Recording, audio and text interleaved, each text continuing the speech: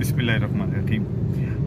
मेरे पास एक दोस्त का बड़ा ज़बरदस्त सा मैसेज आया। मैंने कहा आपकी भी नज़र कर दूं। बहुत ही खूबसूरत मैसेज था। समझ में भी आई बात कि कुर्बानी का जानवर जब हम ख़रीदते हैं तो हम सोचते हैं कि उसमें कोई ऐब ना हो, कहीं ज़ख्मी ना हो, कहीं उसकी खाल पे कोई निशान ना हो।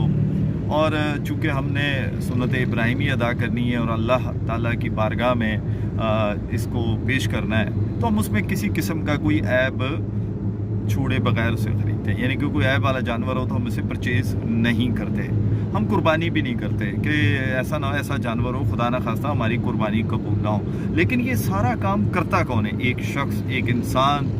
एक वो इंसान के जो अंदर मुनाफ़क़त रखता है, एक वो इंसान जो कहीं से रिश्वत लेता है, एक वो इंसान के जो किसी का हक खाता है, एक वो इंसान जो किसी को कहीं भी किसी भी जगह लूट लेता है, एक वो इंसान कहीं किसी जाते हुए